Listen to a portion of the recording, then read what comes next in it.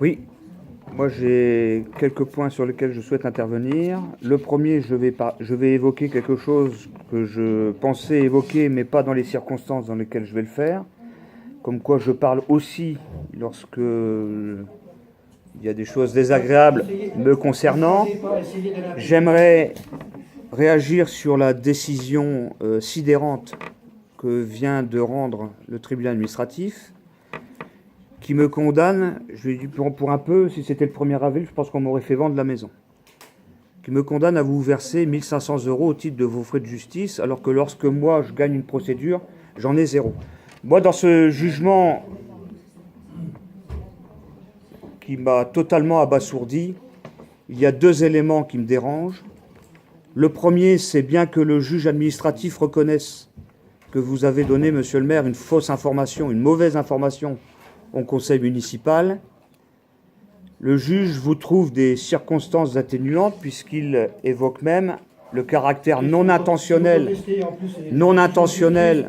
le caractère non intentionnel de cette fausse information, alors que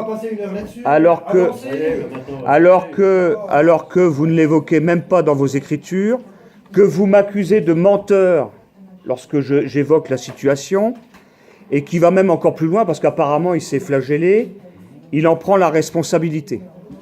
Donc apparemment, monsieur le maire, vous ne savez pas lire un jugement, mais ce n'est pas de votre faute. Donc là, il a fait état visiblement d'une certaine complaisance. Deuxième chose,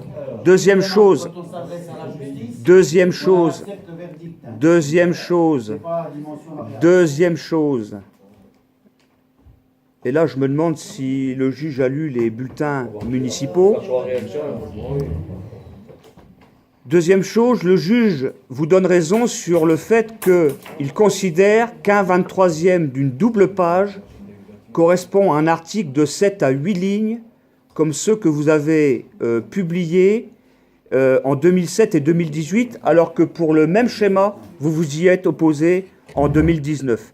Donc manifestement, il y a 2 erreurs, dont la deuxième est la plus importante, 2 erreurs d'appréciation qui me poussent, et là c'est aussi une faculté que donne le droit, d'interjeter appel du jugement. Donc, nous retournerons devant la cour d'appel de Nancy. Enfin, nous irons. Deuxième chose, monsieur Cornu, vous avez annoncé en novembre 2017, à ma grande surprise, le classement sans suite de la plainte que j'avais déposée pour les fausses attestations que vous avez joint à cette procédure. Au motif que c'est d'ailleurs pour ça, c'était la raison pour laquelle je n'en parlais pas. Sauf que, voyez-vous, l'avis de classement, s'il existe, je ne l'ai reçu que lundi, d'accord ? Et le parquet, si le parquet classe, là encore, c'est une décision qui est particulièrement surprenante, parce que j'ai consulté l'enquête. Mercredi 3 avril, dans le cabinet de mon avocat. Non, pas du tout, parce que c'est pas le même. Non. Puis les avocats compétents, on les garde généralement. Parce que là, c'est du pénal, c'est pas de l'administratif. Quand j'ai consulté l'enquête conclut elle-même que vous avez rédigé des fausses attestations. C'est les conclusions de l'enquête. Et dans ses motivations de classement sans suite, le parquet précise: les faits dénoncés ou révélés dans le cadre de cette procédure ne sont pas punis par un texte pénal. Donc pour le parquet ne classe pas pour absence d'infraction. Le parquet, il part du principe que faire une fausse attestation devant la justice n'est pas pénalement poursuivi, alors que vous avez écrit sur vos attestations, du moins pour ceux qui l'ont réellement rédigé, vous avez écrit que vous êtes conscient qu'une fausse attestation vous expose à des sanctions pénales. Donc là encore, il y a une décision qui pose question, donc éventuellement des suites au prochain épisode.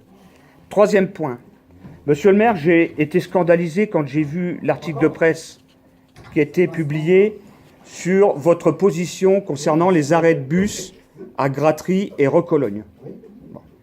Moi, je tiens quand même à vous apprendre que vous n'êtes pas, je vous rappelle que vous n'êtes pas autorité organisatrice des transports et que vous n'avez pas la compétence de décider où se situent les arrêts. Donc, je vous rappelle que la région, pour des raisons de sécurité, a proposé dans un premier temps la suppression de l'arrêt du Café des Copains, de l'arrêt brasserie, d'autant plus que, j'ai appris entre-temps, indirectement par la voix de M. Dargent, qui, au nom de la région, s'occupe également de ce dossier, que l'arrêt brasserie, dans le sens retour, n'est même pas répertorié sur les circuits. C'est un arrêt sauvage. Voilà. Donc maintenir dans la situation actuelle les arrêts est totalement irresponsable, d'autant que vous avez l'obligation, enfin, l'autorité organisatrice des transports, c'est-à-dire la région, a l'obligation, contrairement à ce qu'a dit M. Cornu au mois de novembre, de prendre en compte la circulation piéton. Il n'est pas de la responsabilité des parents d'amener les enfants en voiture de leur domicile à l'arrêt de bus. On est bien d'accord. C'est justement pour ça qu'on ne veut pas faire pour l'instant l'arrêt sur le délaissé, parce qu'il faut faire un parcours piéton qui traverse tout Recolonne, qui passe devant la brasserie et qui fait. C'est de l'ordre pour les gens qui sont de Recolonne. Je ne sais pas combien de kilomètres à pied. Mais justement, monsieur le maire. Justement, monsieur le maire. Les familles de Recolonne, du moins un certain nombre d'entre elles, s'opposent à ce que les enfants traversent la D619 pour se rendre soit de toute manière sur l'arrêt brasserie qui figure dans les fichiers, ou soit à l'arrêt dans le délaissé de route. Les familles demandent, et ça paraît être de bon sens, que les enfants soient pris en charge sur l'arrêt de bus qui est situé à côté du bâtiment des Restos du Cœur, d'autant que je rappelle que cet arrêt de bus est déjà utilisé pour un certain nombre d'autres circuits scolaires. Écoutez, pour le moment, donc il y a une solution qui existe. Nous, on a donné notre avis. Nous, on va faire des feux clignotants pour le passage pour piétons. On va mettre à 50 km/h depuis la brasserie, pour l'instant. Et on va réfléchir pour améliorer le système. J'avoue que ce n'est pas parfait, mais pour l'instant, pour la rentrée scolaire 2019, on va faire comme ça. Vous avez l'obligation, l'autorité organisée des transports a l'obligation de faire quelque chose de carré. Ça c'est clair. Le schéma que vous proposez, le schéma que vous proposez, vous venez de le confesser, il n'est pas parfait. Alors maintenant, vous pensez aux enfants de Recologne. Mais puisque vous entendez maintenir l'arrêt Café des Copains aussi. Non.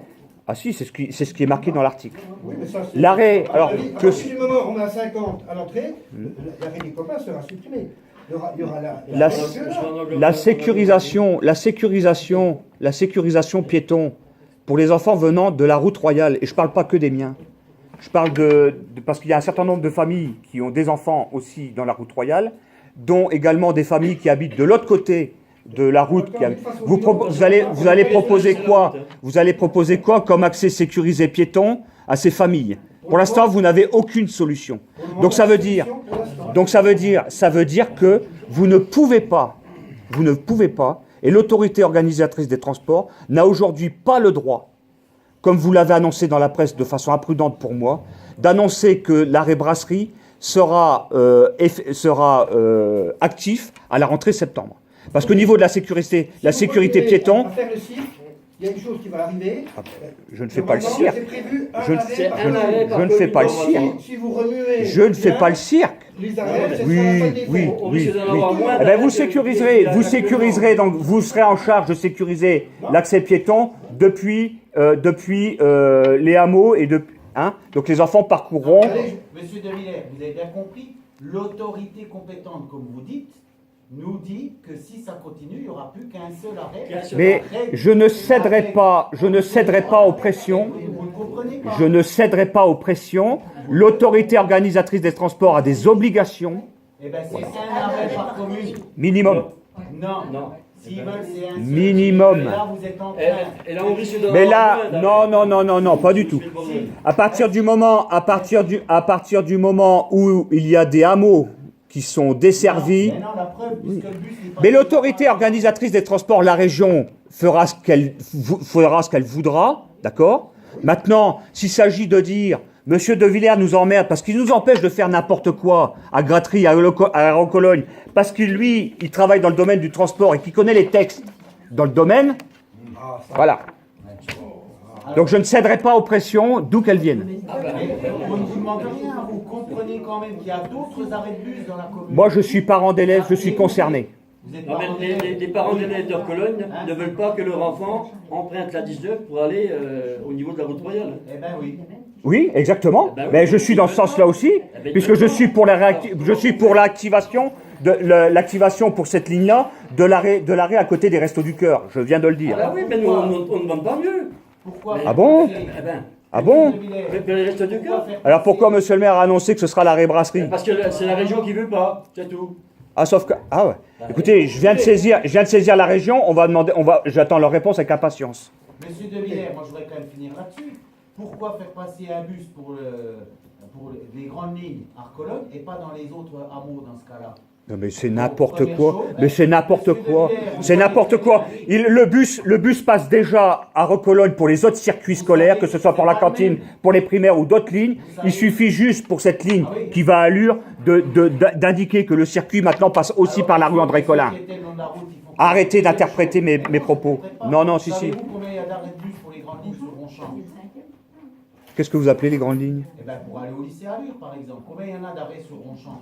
Légaux ou illégaux, vous parlez?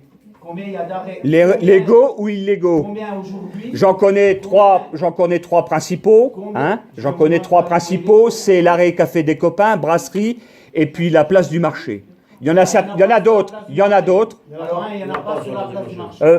Pardon, la place de la salle des fêtes. La place de la salle des fêtes. Déjà, ce qui tourne autour La chez place nous, de la salle des ensuite, fêtes. Oui. dans la salle des Putain, fêtes, mais. il y a l'école.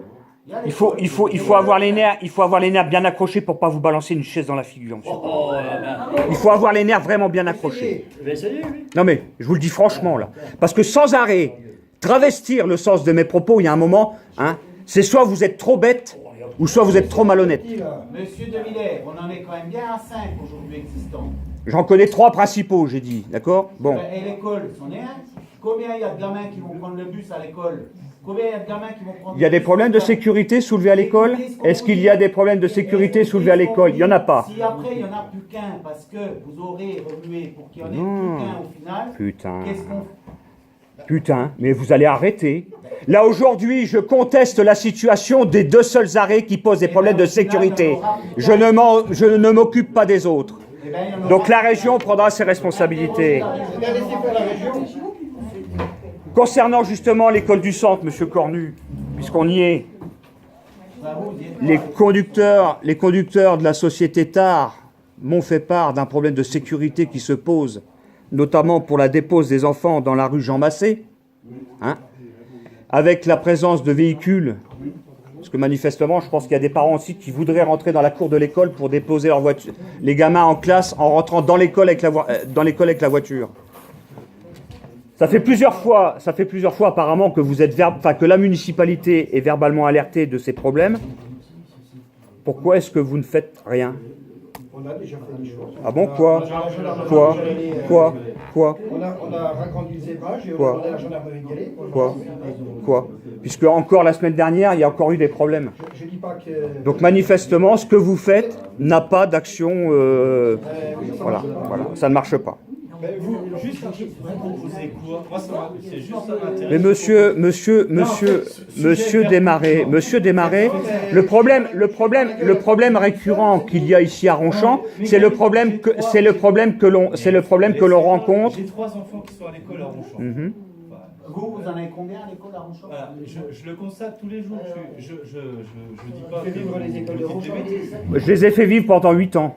Mais juste, simplement, voilà, la mairie a fait des signalements, c'est reporté au conseil des écoles, c'est remonté régulièrement, c'est alerté en gendarmerie et tout. Bon, vous estimez qu'on n'en fait pas assez? Juste simplement, sujet vers complément, s'il vous plaît. Juste ça. Vous proposez quoi? Mais dans un premier temps, action de sensibilisation. S'il y a des parents qui veulent pas comprendre, c'est verbalisation, c'est tout. Le problème qui se passe ici. Je vous réponds. Juste sachez qu'il y a des mots dans les carnets de liaison. Moi, j'ai 3 enfants régulièrement, il y a la sensibilisation, ça fait ça. Mais quand les gens veulent pas comprendre, il n'y a qu'une seule solution. Parce que quand ça verbalisation, c'est clair. Par qui? Verbalisation. Par qui? Je rappelle quand même, pardon. C'est les gendarmes, hein. Non mais attendez, je rappelle quand même, monsieur le maire, que vous êtes officier de police judiciaire, que vous avez la possibilité vous-même de faire des constats d'infraction et de les communiquer à la gendarmerie. Voilà, c'est clair. En l'absence d'agents de police municipale, dont ce serait la fonction première, vous avez des pouvoirs de police. Vous ne voulez pas les appliquer, c'est votre choix, c'est votre On droit. demande aux gens Voilà. de venir. Chacun Oui, fait- régulièrement. Oui. Parce que vous, quand vous claquez Si des ça, a doigts, autant d'efficacité que pour la rue du Tram, là aussi c'est pareil, on attend sans doute que le jour où il y a un carton, éventuellement un mort, pour dire là on va commencer à faire quelque chose. Ah, c'est bizarre, vous les prenez les places, vous les avez déjà vu garer là. Pardon? Rue- Ah pardon? Juste- Rue du Tram, vous m'avez déjà vu garer sur le... Ah bon? Ben, je vous invite à me donner la date et l'heure, d'accord? Parce que nombreux sont les ronds-champois qui me voient me garer, quel que soit le temps qu'il fait, sur la place, d'accord? Mais moi, en tout cas, je ne me gare pas sur les places de stationnement. Je serais bien mal avancé de le faire, Vous étiez pas puisque sur j'ai... les places, vous étiez même hors place. Ben, Sur le trottoir. la prochaine fois, monsieur, démarrez, plutôt que de raconter des conneries, plutôt que... Ben si, faites-le. La prochaine fois... Si. Non, je vous demande pas de ma gueule, je vous demande éventuellement de la voiture. Hein? Voilà. C'est comme sur l'arrêt minute, là, par contre, on a des photos. Ben allez-y. Oui, allez-y. Mais je vous invite aussi à consulter préalablement la réglementation que vous méconnaissez dans le domaine. Vous avez reçu, monsieur le maire, au mois de novembre, une lettre. Ben oui, c'est monsieur Felpin qui vous a écrit au nom de son nouveau parti, parce qu'il a quitté le Parti de la France pour des raisons personnelles, pour aller à Debout la France.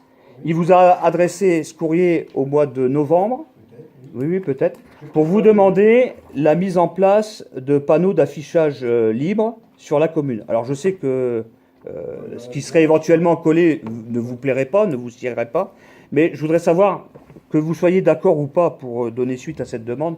Pourquoi est-ce que vous n'avez ne serait-ce que même pas pris le temps de signer une lettre que vous n'auriez même pas vous-même rédigée pour voilà. Donc comment dirais-je, accorder le droit. Je persiste. Ouais, voilà. Voilà. Dans la bêtise, il faut toujours Je salue persister. L'initiative de vouloir afficher sur l'affichage public, pas comme certains qui affichent sur des feux tricolores, sur des panneaux, là où normalement on n'affiche pas surtout. Ah oui, oui, Alors ça oui. fera peut-être partie des missions du service civique. Exactement. par rapport à la sensibilisation Exactement. au respect de l'environnement. Exactement. Parce que Donc, là, c'est Debout la France, moi les affiches que j'ai vues, c'était... partie de la France, exactement. Donc vous enverrez aussi vos agents de médiation, hein, de service civique auprès de vos amis gauchistes qui en font allègrement pareil. Sachez que Voilà. si vous êtes gauchiste, monsieur, je les Debert, arrache, les affiches. vous ne seriez pas aux 35 heures aujourd'hui, vous ne seriez même pas Mais au bout de oui, la table du conseil oui, municipal. oui. Rappelez-vous-en. Oui. Dernier point, j'ai reçu une lettre anonyme, alors je ne sais pas si ces personnes vont lire, vont regarder la vidéo, des grands-parents indignés qui... Je ne sais pas. Écoutez, moi, une lettre anonyme, ça ne m'intéresse non, pas. Je clôt la Qui- séance. Non. vous l'avez déjà clos, Franchement, vous l'avez déjà clôturé, qui s'émeuvent et s'offensent même du fait que l'éducation nationale propose aux enfants du primaire d'apprendre l'arabe, le turc, le serbe, Mais c'est- comme leur, c'est évident que ça se passe des riches comme leurs camarades de collège. Alors ces personnes-là me demandent d'agir Ça vous plaît, par pour y mettre fin. Non, parce que malheureusement, je voudrais répondre. Alors je peux pas le faire par lettre puisque ces gens ne m'ont pas laissé leur adresse. Je voudrais simplement répondre que ce combat qui peut être mené, doit l'être à titre individuel, et qu'il ne ressort pas du cadre municipal. Voilà.